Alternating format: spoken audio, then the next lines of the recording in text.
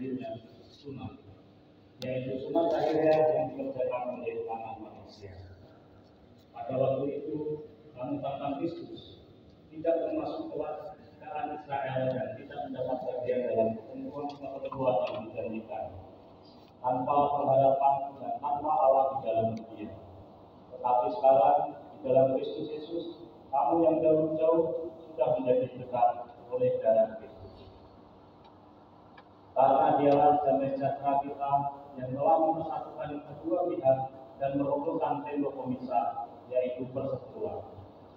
Sebab dengan kematiannya sebagai manusia, Ia telah membatalkan hukum Taurat dengan segala perintah dan ketentuannya, untuk menciptakan keduanya menjadi satu manusia baru di dalam dirinya, dan dengan itu mengadakan damai sejahtera dan untuk memperdamaikan keduanya di dalam satu tubuh dengan Allah melalui salib, dengan menyatakan persetujuan pada salib itu.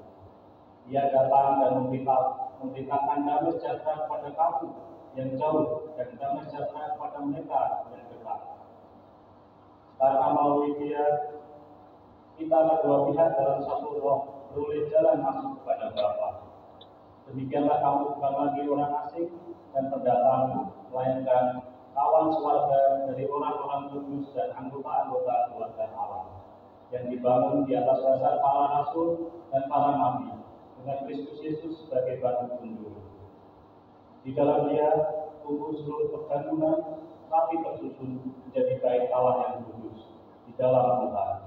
Di dalam Dia kamu juga turut dibangun menjadi tempat kediaman Allah di dalam Tuhan. Demikianlah.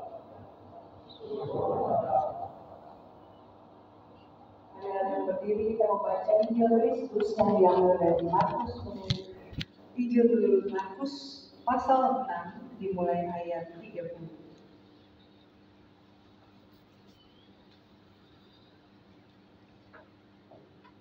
Rasul-rasul itu kembali berkumpul dengan Yesus dan memberitahukan kepadanya semua yang mereka kerjakan dan ajarkan. Lalu Ia berkata kepada mereka, marilah menyendiri ke tempat yang terpencil dan beristirahatlah sejenak. Sebab memang begitu banyaknya orang yang datang dan yang pergi sehingga makan pun mereka tidak sempat. Lalu berangkatlah mereka dengan perahu menyendiri ke tempat yang terpencil. Pada waktu mereka bertolak, banyak orang melihat dan mengenali mereka. Dengan mengambil jalan darat, bergegas-gegaslah orang dari semua kota ke tempat itu sehingga mendahului mereka. Ketika mendarat, Yesus melihat orang banyak berkerumun. Maka tergeraklah hatinya oleh belas kasihan kepada mereka, karena mereka seperti domba yang tidak mempunyai gembala. Lalu mulailah Ia mengajarkan banyak hal pada mereka. Ayat 53. Setibanya di seberang, mereka mendarat di Genesaret dan berlabuh di situ. Ketika mereka keluar dari perahu, orang-orang segera mengenal Yesus, lalu berlari ke seluruh daerah itu. Mereka mulai membawa orang-orang sakit di atas tikaknya kemanapun mereka dengar Yesus berada. Kemanapun Ia pergi, ke desa-desa, ke kota-kota atau ke kampung-kampung, orang meletakkan orang-orang sakit di pasar dan memohon kepadanya supaya diperkenankan menyentuh walau jubah jubahnya saja. Semua orang yang menyentuhnya menjadi sembuh. Demikianlah bacaan Injil Kristus, berbahagia yang mendengar dan yang memeliharanya. Haleluya.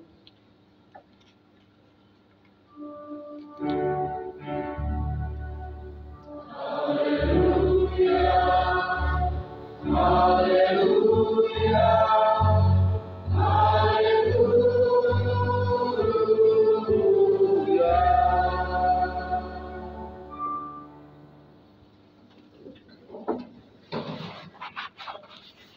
Selamat sore, saudara-saudara. Saudara-saudara, sesuatu itu berharga karena dia terbatas. Betul ya?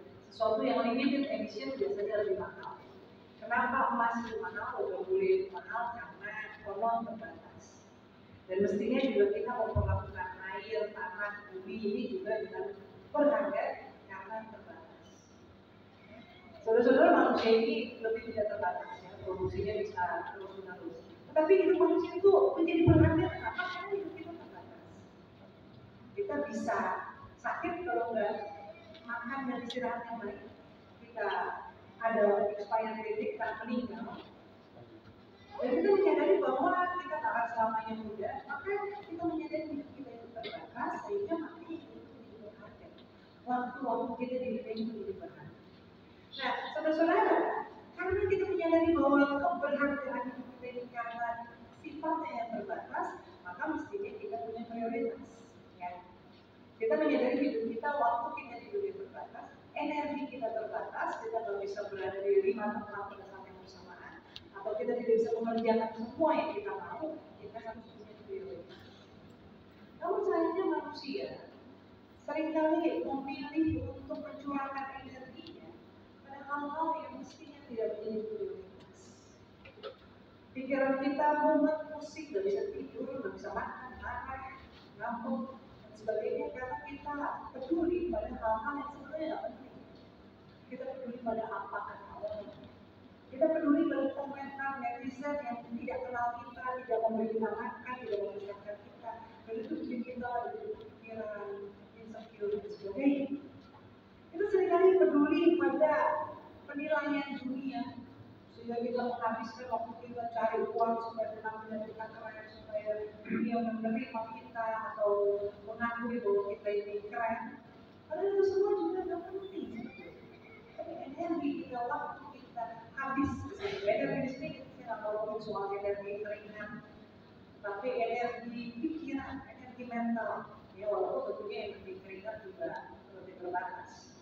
Ya kita mungkin kita bisa terus-terusan kejar-kejar energi baterainya juga pasti bisa di-recharge.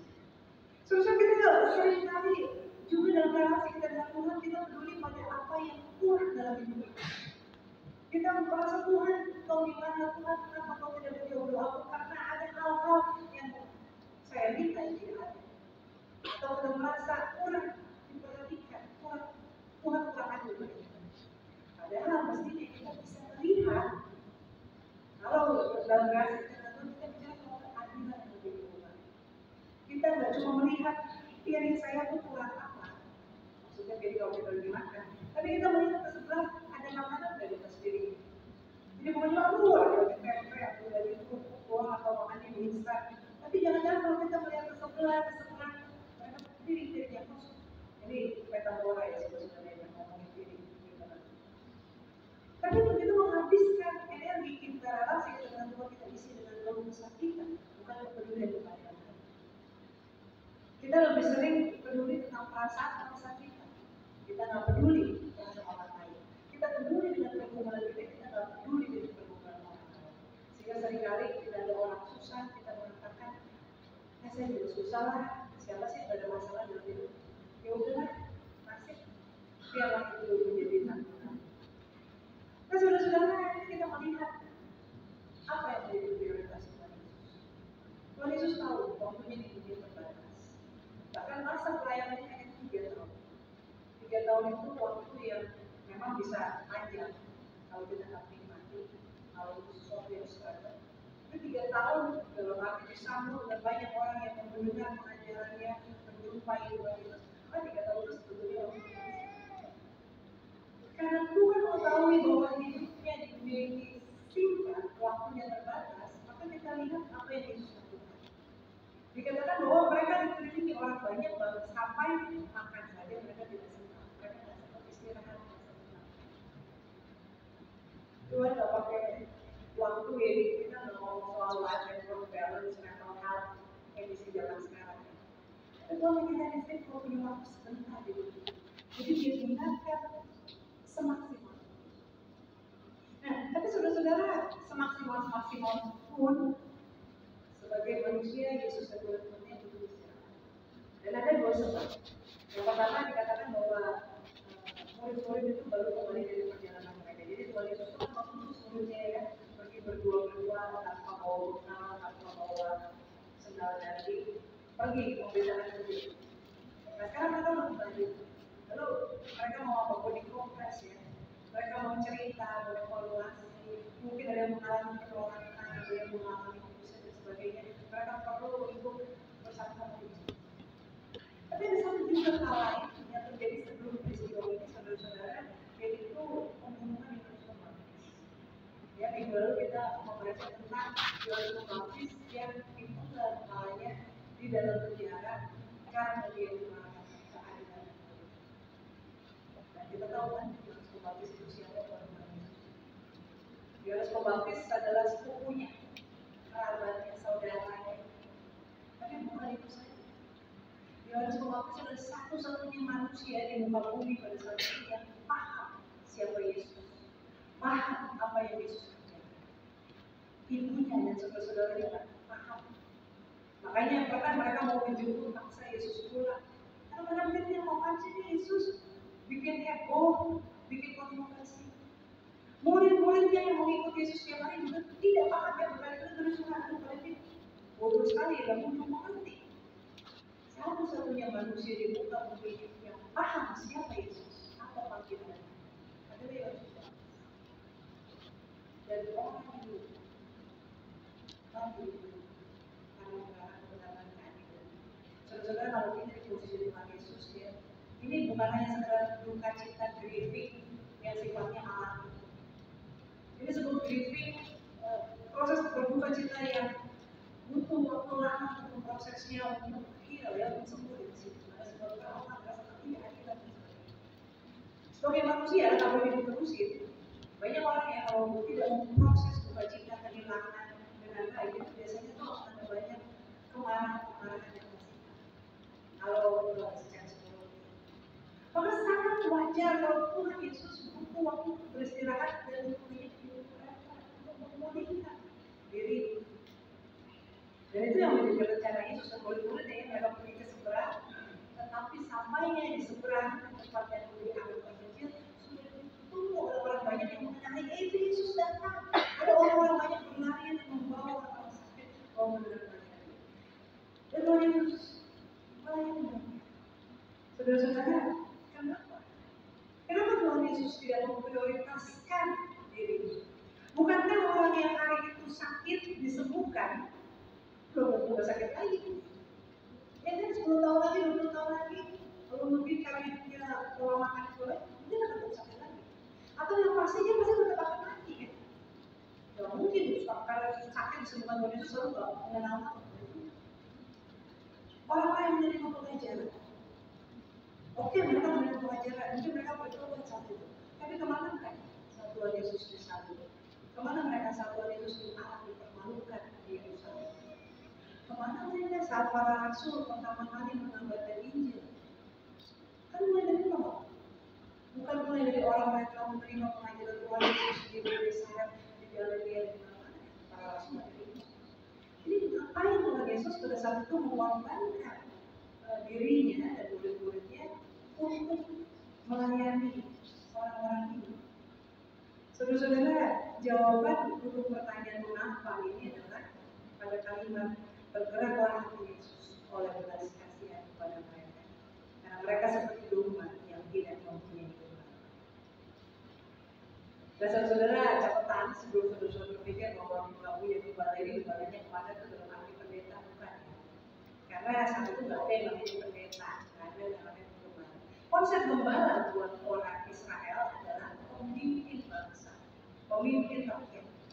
Kenapa konsep gembala itu dipakai? Karena ingat Israel itu keturunannya Yakub, ya Israel, Yakub dan anak-anaknya adalah bahkan Abraham, Ishak dan Yakub itu adalah kaum gembala, nomaden, ya kaum nomad yang menggembalakan animal. Itulah kaum ini. Maka konsep gembala buat mereka itu adalah sosok sebetulnya sebuah pikiran agung. Orang yang karena mereka mencari nafkah dan penghidupan dari penggembalaan domba, maka kalau nggak ada gembala mereka nggak bisa beli tenda, nggak bisa beli kain, nggak bisa melakukan hal-hal. Jadi sosok gembala itu identik dengan sosok orang tua yang melindungi, menyediakan kebutuhan. Ya. Nah, jadi makanya Tuhan Yesus sudah mengatakan aku adalah gembala yang baik dan aku. Nah, ketika Tuhan Yesus sampai dan melihat orang banyak ini seperti dikatakan seperti kawanan domba yang tanpa gembala.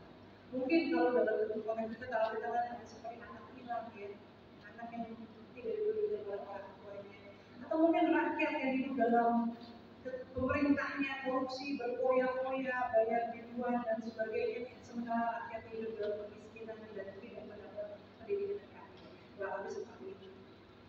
Nah, melihat itu dikatakan bahwa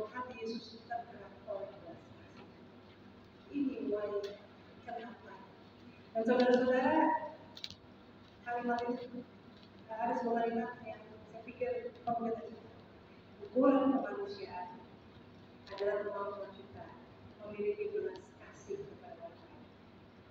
Ukuran kemanusiaan bukan berapa banyak harta kita, jabatan kita, titel kita, terkenalan kita. Oke, itu semua keren. Tapi itu bukan yang menentukan kita itu manusia. Ukuran kemanusiaan adalah ketika kita mampu berbelas kasih. Belas kasih itu bukannya kasihan. Jadi saya katakan di awal, kasihan itu kadang-kadang bisa menjadi defense mechanism. Kita mengasihani orang supaya kita merasa diri lebih baik. Kasihan dia, kasihan itu susah. Sebenarnya saya masih susah ini. Tapi belas kasih itu dari kata compassion. Compassion itu dari dua kata com dan passion. Kalau kita dia bersama-sama ya, company, kamu bersama-sama. Passion itu bukannya hasrat atau mimpi. Passion itu apa? Penderitaan. Makanya ada film judulnya Passion of the Christ. Passion itu pasien itu apa? Menderita. Makanya kan ada orang psikopat, itu artinya orang yang sakit, menderita secara psikologis. Passion itu tuh penderitaan. Nah, compassion, belas kasih, itu artinya apa? Turut menderita, turut menanggung. Kita kadang-kadang mengatakan turut berduka cita ya, turut gembira ya, turut merasakan yang dirasakan orang lain. Dan ini adalah ukuran kemanusiaan kita. Kenapa? Karena kalau manusia nggak punya kemampuan untuk berbela rasa, kemampuan untuk menahan belas kasih pada orang lain, kita bilang apa? Kejam banget tuh orangnya. Kalau kita melihat ada orang menikmati orang lain menderita atau disakiti, ya, itu dianggap sakit gitu ya. Misalnya melihat kecelakaan malah ketawa-tawa, kita bisa waduh ini disebutkan itu bahaya. Atau bahkan mungkin kalau melihat jadi sebenarnya dia melihat pasangan di jatuh gitu malah mata mana gitu ya, kan kesel gitu ya, bukannya kasihan orang jatuh gitu malah dimarah itu. Ya sebenarnya itu belum sampai psikopat sih kalau kayak begitu, tapi kan di situ tuh mau mengatakan gimana sih pasangan jatuh atau orang tua jatuh malah dimarah. Saudara-saudara, itu loh ukuran kemanusiaan, ukuran bahwa kita punya kasih dalam diri kita, ukuran kemampuan kita untuk berbelas kasih dan berbela rasa ada orang lain. Tanpa dia harus menjadi saudara kita, tanpa dia harus menjadi anak kita. Kadang-kadang kalau ada laki-laki yang suka melecehkan perempuan, lalu orang bilang kalau ibu digituin, kalau ada anak perempuan digituin, gimana rasanya? Kok ya harus ibu dan anak perempuannya dulu baru dia bisa merasa? Kenapa nggak bisa merasa terhubungnya bahwa itu bukan hal yang pantas untuk dilakukan gitu ya? Soalnya demikian juga dengan misalnya kalau sekarang ini ada yang namanya teologi disabilitas. Kata disabilitas pernah diubah menjadi difabilitas, different ability gitu. Tapi kemudian sekarang kembali lagi menjadi disabled. Kenapa begitu? Karena sebetulnya kita butuh menyadari bahwa mereka itu disabled, tidak dimungkinkan menjadi bisa karena kondisi itu. Menurut sedikit premis dari teologi disabilitas adalah bahwa semua kita berawal sebagai orang yang disabled dan suatu saat akan menjadi orang yang disabled. Kalau kita lahir, ketika kita lahir kita kan nggak bisa jalan, nggak bisa ngomong. Artinya kita nggak bisa jalan. Punya kaki kita nggak bisa jalan. Itu kan disabled. Kita punya mulut, punya lidah, tapi kita belum bisa ngomong, belum bisa menyampaikan apa yang menjadi kita lapar kan, kita tidur, ya kan, baik kan begitu ya. Jadi sebenarnya disabilitas itu bukan milik orang-orang yang terlahir dalam keadaan yang kita sebut buta, tuli, lumpuh dan sebagainya. Tetapi semua orang memiliki disabilitas. Dan suatu saat atau bukan hanya nanti pada usia tua, bisa jadi sekarang kita jatuh, mungkin kita harus beberapa saat nggak bisa jalan. Habis operasi kita beberapa saat nggak bisa turun dari tempat tidur, itu sebuah disabilitas. Nah, oleh karena itu kalau teologi disabilitas itu bertumbuh pada belas kasihan, bahwa kita memikirkan menjadikan dunia ini tempat di mana semua orang tuh bisa bergerak sebagai manusia, bukan harus dikasihani, bukan harus dituntut, bukan juga harus disedekahi, tapi dia bisa bekerja, dia bisa belajar, dia bisa beraktivitas karena kita memungkinkan. Nah, sebenarnya itu ukuran kemanusiaan kita dan kemampuan kita untuk berbelas kasih. Nah, tadi saya sempat bilang bahwa mestinya kita jangan berpikir untuk bersedekah, tetapi memanusiakan orang. Nah, sebenarnya kata sedekah itu sendiri sebetulnya dalam bahasa Ibrani itu artinya sedekah, itu artinya justice, keadilan. Kata charity berasal dari bahasa Latin caritas, yang artinya cinta kasih. Jadi sebetulnya sedekah dan charity itu mengalami peyoratif ya, menjadi buruk, peyoratif menjadi buruk maknanya, karena kesan itu kalau sedekah charity itu kita kasih sekedarnya, kasih receh gitu ya, pemberian yang tidak membawa perubahan hidup. Karena kalau kita bicara soal cinta kasih, bicara soal keadilan, seharusnya sedekah dan charity itu membawa perubahan dan menegakkan keadilan bagi orang lain. Dan kalau itu menjadi wujud dari belas kasih kita, itu yang harusnya terjadi. Nah, saudara-saudara, konsep belas kasih itu tujuannya adalah untuk menjadikan manusia itu sesama kita manusia. Saya teringat dengan apa yang dilakukan oleh Mother Teresa. Kita tahu Mother Teresa itu melayani orang-orang yang terpinggir, orang-orang yang sakit kusta, orang-orang yang miskin, gelandangan, orang-orang yang punya kondisi. Mother Teresa kan tidak pernah bikin yayasan penelitian untuk menyembuhkan orang kusta. Bahkan rumah sakitnya pun bukan rumah sakit